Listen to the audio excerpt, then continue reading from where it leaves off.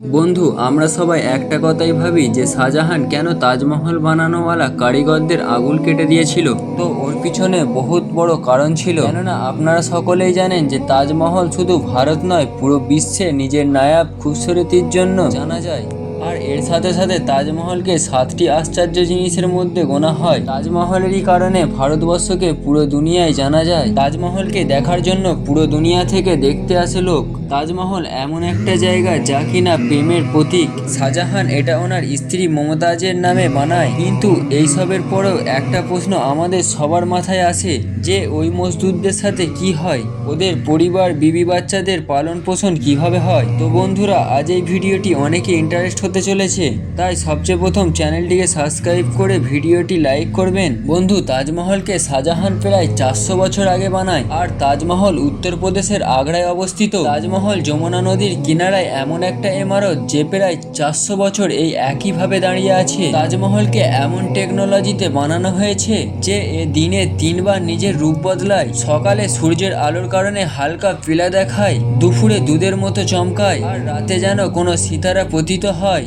তাজমহল এরই কারণে 7টি আশ্চর্যের মধ্যে একটা আশ্চর্য বলা হয়। তাজমহলের আরেকটি গুণ আছে, তাজমহলকে যে কোনো অ্যাঙ্গেল থেকে দেখলে একই রকম লাগে। আপনি যদি ভালো করে লক্ষ্য করেন তাহলে দেখতে পাবেন সব মিনারগুলো বাইরের দিক থেকে ঝুঁকে আছে।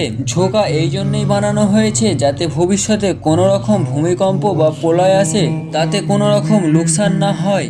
এই জন্য শাহজাহান বহুত নায়াব তরিকায় বানায়। বানানোওয়ালা কারিগররা কোনোদিনই ভাবেনি যে তাজমহল বানানোর পর তাদের হাত কেটে দেওয়া হবে। আর যখন পুরো তাজমহল তৈরি হয়ে যায় আর কারিগররা জানতে পারে যে শাহজাহান ওদের হাত কাটবে, তখন তারা তাজমহলের এমন কিছু ভুল করে দেয় যে কিনা আজকের বিজ্ঞানীরা বা বড় বড় ইঞ্জিনিয়াররা ঠিক করতে পারেনি। তাজমহলের ভিতরে আজও শাহজাহান আর মমতাজের কবর রয়েছে, কেননা শাহজাহানের এই ইচ্ছা ছিল যে তাজমহলের নিচেই যেন তাদের দাফন করে দেওয়া হয়। আমরা ছোট থেকেই শুনে আসছি যে শাহজাহান তাজমহল বানানোর সময় কারিগর ও মজদুরদের হাত কেটে দেয়, কিন্তু আমরা অনেক ইতিহাসকারকে শাহজাহান মজদুরদের জিন্দেগির পুরো খরচা দিয়ে কন্ট্যাক্ট করে যে এরকম কোনো ইমারত দুটো বানাবে না। তো বন্ধু, এসব কথা এক সাজানো, উনি পুরো জিন্দেগির খরচা দিয়ে ওদেরকে কিনে নেয়।